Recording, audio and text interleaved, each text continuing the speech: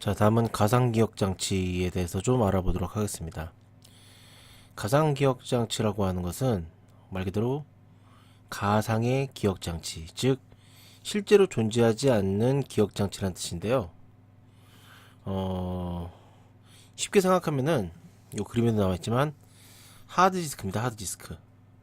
자, 여러분들 우리 이전에도 배운 내용이지만 램, 주기억장치죠. 그리고 여기 하드디스크 보조기억장치라고 합니다. 그리고 여기 나와 있진 않지만은 뭐 레지스트라던가 캐시라던가 이런 더 고급의 속도가 빠른 기억장치가 있다는 것을 우리가 봤습니다. 특징이 뭐냐면요, 요 두 개만 비교를 해봤을 때 속도, 주기억장치가 속도가 빠르고 하지만 용량이 적어요. 왜냐하면 속도가 빠르다는 건 비싸니까 용량을 많이 쓸 수가 없는 거죠. 보조기억장치는 속도는 주기억장치에 비해서는 좀 훨씬 느리지만 용량이 많습니다. 싸니까요. 속도가 느리니까요. 자, 이런 관계죠. 자, 근데 여러분들 주기억장치가 요즘 뭐 여러분들 집에 있는 램 아마 대부분 뭐 4기가 정도에서 뭐 8기가 좀 좋은 PC를 쓰는 사람은 16기가짜리 램을 쓰고 있는 사람도 있을 거예요. 근데 뭐 16기가 램이라면 사실 이런 문제가 크게 발생하지 않을 것 같은데, 자, 우리가 이제 주기억 장치에는 우리가 실행한 프로그램들, 즉 프로세스들이 올라가 있죠. 근데 내가 예를 들어서 램이 우리 집 1기가밖에 없어. 근데 막 용량이 커다란 프로그램들을 막 한꺼번에 실행시키는 거예요. 주기억 장치는 용량이 작은데 이 보조기억 장치에 있는 프로그램들은 용량이 크잖아요. 이것들을 거듭 한꺼번에 여기에 적재를 하려고 하다 보니까 이게 모자르겠죠. 그쵸? 그래서 이제 어떤 방법을 썼느냐?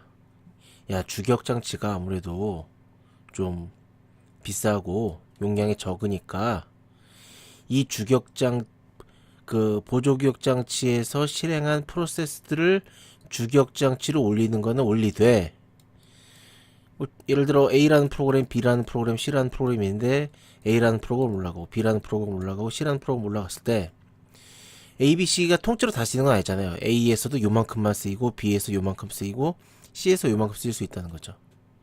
즉 쓰이는 것만 매 주기억 장치에 올리고 안 쓰이는 것은 하드디스크에 버추얼 메모리라는 영역을 만들어서 안 쓰이는 것은 여기다 잠깐 보관을 해두자. 그래서 필요할 때마다 주기억 장치로 보내도록 하자. 이게 바로 버추얼 메모리입니다. 여러분들 그 윈도우를 좀 써본 사람들은 가상 메모리 이거를 뭐 본인이 원하는 대로 세팅할 수가 있어요. 내 PC의 가상 메모리를 몇 기가로 잡을 것인가. 가상 메모리가 클수록 그러니까 램의 일부처럼 쓰이는 거예요. 램처럼 쓰이지만 실제로 램은 아니죠. 하지만 일반적인 하드디스크보다는 램과 직접적으로 통신을 더 하기 때문에 속도라던가 효율성 얘가 좀 좋긴 하지만 어쨌든 얘는 정확히는 하드디스크 보조기억 장치에 있는 영역이에요. 근데 램과 이렇게 데이터를 주고받으면서 쓰기 때문에 이것까지 포함해서 버추얼 메모리라고 하는 거죠. 아셨죠? 버추얼 메모리의 기본 개념이었습니다. 자, 다음 페이지가 이제 그런 내용을 설명한 건데요. 자, 쭉 읽어보시면 뭐 그런 내용들이에요. 특징만 몇 가지 살펴보면은 일단 다중 프로그래밍, 이 여기서 말하는 다중 프로그래밍은 다른 게 아니라 여러 개의 프로세스가 있다는 거죠. 여러 개의 프로세스. 그걸 동시에 처리하는 것이 다중 프로그래밍입니다. 주소 변환 작업이란 게 필요합니다. 이게 무슨 말이냐? 자, 앞에 있는 그림 다시 가보면요. 자, 어떤 A라는 프로그램을 올렸어. 근데 이제 용량이 크고 필요한 것만 용량이 크다 보니까 필요한 것만 여기에 넣고 나머지 것은 이제 여기에 넣었어요. 근데 어쨌든 하나인 것처럼 써야 되잖아요. 그래서 필요할 때마다 여기 있는 거 꺼내 쓰고 필요 없는 거 갖다 놓고, 즉 근데 정확히는 여기 물리적 구조가 다르기 때문에 여기에 주소와 여기에 주소 체계가 다르단 말이에요. 그래서 어떻게 이쪽에서 이쪽으로 옮길 때나 이쪽에서 옮길 때마다 주소 시스템을 주소 체계를 바꿔줘야 됩니다. 각각의 하드웨어에 맞게. 네, 그런 얘기고요. 뭐 이렇게 하다 보면 단편하게도 해결할 수 있습니다. 이건 뒤에 나올 테니까 그때 보시면 되고요. 하지만 구현이 어렵다. 그리고 이런 주소 변환이라는 작업, 일종의 작업이잖아요, 이것도. 그러니까 오버헤드가 발생할 수 있다 라는 거고요. 크게 두 가지가 있습니다. 페이징 기법과 세그멘테이션 기법이라는 게 있습니다. 이거 이제 이게 핵심인데요. 이걸 좀 살펴보도록 하겠습니다. 자, 페이징 기법. 자, 페이징 기법이라는 것은, 자, 여기 써 있지만, 가상 기억 장치에 포함된 프로그램과 주기억 장치의 영역을 동일한 크기로 나누는, 즉 동일한 크기. 중요한 건 여기의 핵심입니다. 동일한 크기로 나눠요. 주기억 장치의 영역과 보조 기억 장치의 영역을 보조 기억 장치 있는 프로그램의 프로그램을 동일한 크기로 자르는 거예요. 그래서 여기에 있는 것을, 이걸 하나하나 벽돌이라고 생각해 보세요. 여기 있는 벽돌을 이 사이즈에 맞춰준 여기에 하나하나 쌓는 겁니다. 이것이 페이징 기법인데요. 자, 밑에 있는 그림 좀 보시면요. 자, 가상 메모리에 이제 프로세스들이 있습니다. 가상 메모리에 있는 거지만 어쨌든 정확히는 하드 디스크에 있는 거죠. 예, 가상 메모리이긴 하지만은. 근데 이제 여기 있는 것이 필요할 때마다 여기 주기억 장치로 옮겨지게 될 텐데, 이걸 어떻게 옮길 것이냐? A라는 프로세스지만 프로그램이죠. A라는 프로그램의 프로그램 내용들을 동일한 크기의 페이지라는 형태로 블록으로 자릅니다.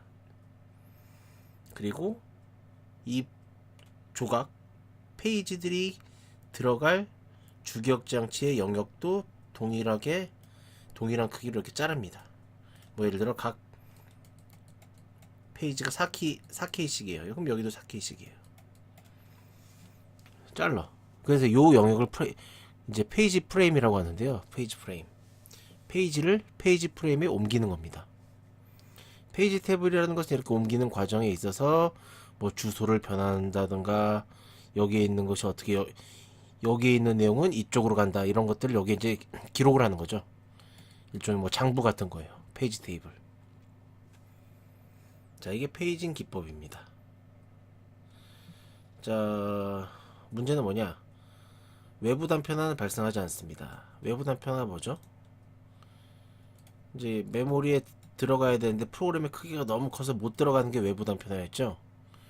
발생하지 않아요. 왜냐하면 둘 다 동일한 크기니까, 동일한 크기로 자르니까요. 내부 단편화 발생할 수 있습니다. 여기 예제가 있죠. 자, 4K씩으로 이렇게 다 잘라놨는데 이쪽도 4K, 이쪽도 4K. 여기 있는 거 옮겨야 되는데 이 프로세스의 크기 22K예요. 그러면은 4개씩 들어가잖아요. 그럼 4 들어가니까 5조각 들어가고, 그 다음에 2K 남잖아요. 근데 어쨌든 옮기는 단위는 무조건 4K인 거예요. 그러니까 역시 4K 페이지 안에 2K, 남은 2K의 프로그램을 넣어서 보냅니다. 그럼 안에 요 페이지의 크기는 4K지만 2K만 쓰이고, 여기는 이제 단편화가 발생하죠. 내부 단편화가. 예, 그런 특징이 있고요. 아까 말씀드린 대로 이런 위치 정보, 변환 정보를 저장하고 있는 장부, 페이지 맵 테이블, 뭐 다른 교재에서는 페이지 사상 테이블이라고도 하는데요. 페이지 매핑 테이블이라고도 하고요. 어쨌든 요게 필요합니다. 여기 있기 때문에 일종의 오버헤드 비용이라던가 비용이 증가하고 처리 속도가 감소하는 오버헤드가 발생할 수 있습니다. 자, 이거 다시 말하면요, 가상 기억 장치 구현 기법이라는 것은 어떻게 가상 기억 장치에 있는 프로세스의 내용을 주기억 장치에 어떤 방식으로 옮길 것이냐를 고민하는 내용이에요. 그 중에 첫 번째 방법이 페이징 기법. 이렇게 동일한 페이지로 잘라서 옮기자. 이러면 깔끔하게 떨어지지 않겠느냐 라는 거죠. 자, 이 페이징 기법과 관련된 내용 중에 하나가, 또 하나 중요한 게 페이지 부재라는 게 있습니다. 페이지 부재 혹은 페이지 폴트라고 합니다. 자, 말씀드린 것처럼, 자, 밑에 있는 그림을 볼까요?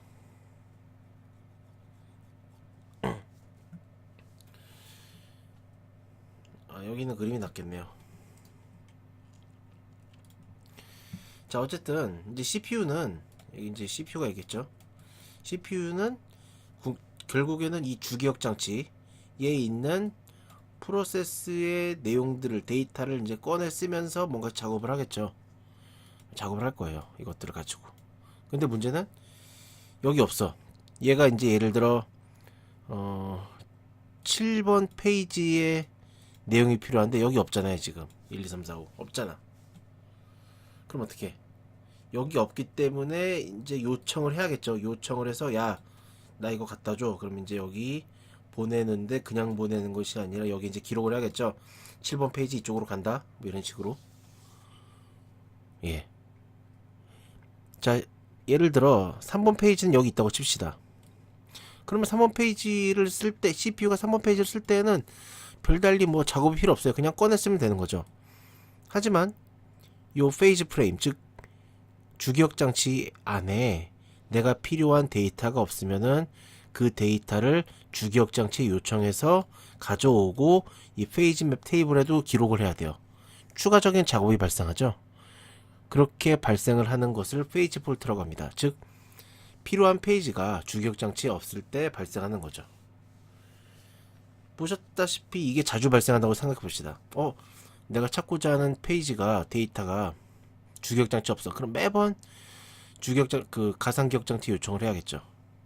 그럼 이제 뭐 일을 해야 되는데 계속 요청하고 장부에 쓰고 요청하고 장부에 쓰고 쓸데없는 부가적인 일이 너무 많아진단 말이죠. 즉 시스템의 전반적인 효율을 감소시킬 수가 있습니다. 즉 페이지 페이지 폴트가 많은 건 절대 좋은 일이 아닙니다. 이것은 뭐 거기에 대한 내용이었고요. 자, 다음은 세그먼테이션 기법 보겠습니다. 일종의 페이지 기법의 어떤 단점을 좀 해소하기 위해서 나온 기법이라고 볼 수 있겠는데요. 자, 페이징 기법의 특징은 뭐 프로세스, 그리고 주기억 장치, 그러니까 가상 기억 장치와 주기억 장치를 모두 동일한 크기의 이런 페이지란 동일한 사이즈로 다 잘랐죠. 고정된 사이즈였어요. 근데 여러분들 알겠지만은 예를 들어 어떤 A라는 프로세서가 있다고 칩시다. 그럼 예를 들어 이만큼은 입출력 기능, 이만큼은 뭐 A라는 함수, 이만큼은 뭐 B라는 스택, 뭐 요만큼은 뭐가 있을까요? 뭐 저장 기능, 뭐 아니면 이쪽에는 렌더링 기능, 이렇게 각각의 기능이나 코드 함수마다 프로그램의 크기가, 이 A라는 프로세서에 있는 작은 프로그램들의 크기가 다 달라요. 근데 이것들을 어떻게 동일한 페이지로 자르다 보니까 막 내부 단편하고 발생하고 그렇죠. 예를 들어 입출력 기능이 22KB야. 근데 페이지의 크기는 10K예요. 그러면 이것을 옮기기 위해서는 3개의 조각이 필요한 거예요. 10, 12. 10, 12인데 어쨌든 각각의 조각들은 10페이지, 10kg짜리 페이지에 담아야 되니까 이런 내부 단편화가 발생하는 거죠. 예, 기능이 다른 것을 같은 페이지에 넣을 수는 없습니다. 그래서 이런 문제가 발생을 하기 때문에 이거를 좀 더 좀 유동적으로 좀 유도리 있게 한번 해보면 어떻겠느냐 라고 해서 나온 것이 세그먼테이션 기법입니다. 그래서 이런 다양한 크기의 논리적 단위, 그러니까 이 각 프로세스에 있는 논리적 단위의 크기만큼 잘라서 주기억 장치에 적재하는 방법이에요. 그러니까 필요에 따라 맞춘 크기로 조각을 나누는데 그 조각을 세그먼트라고 한다고 합니다.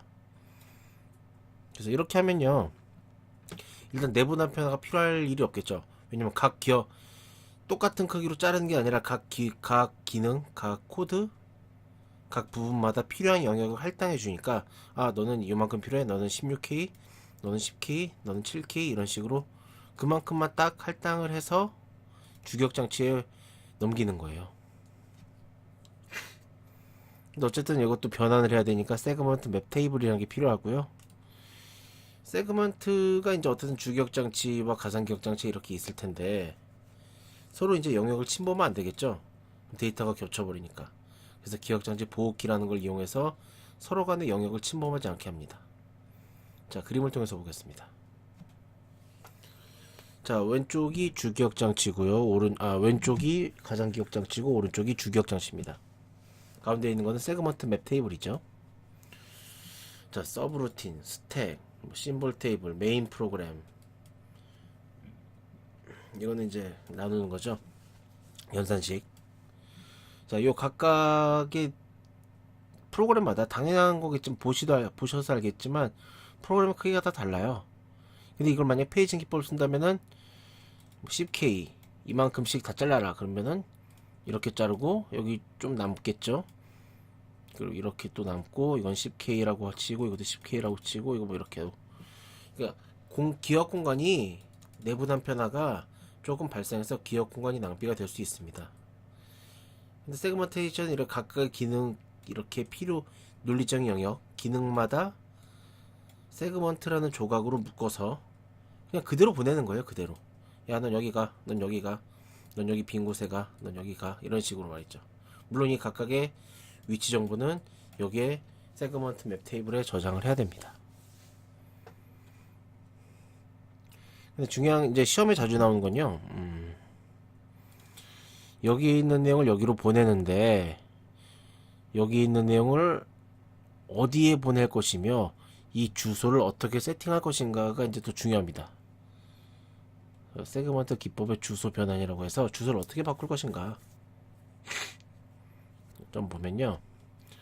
자, 문제에 어떻게 나오냐면 이렇게 세그먼트의 번호와 변이값이라고 해서 시작 주소부터 실제 내용이 있는 곳까지의 거리, 보통 옵셋이라고 하죠. 그만큼을 알려줍니다.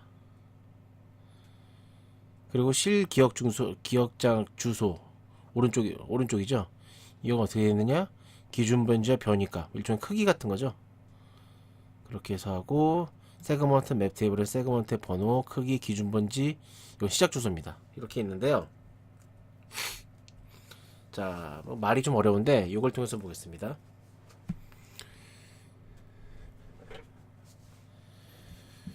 자, 가상 주소가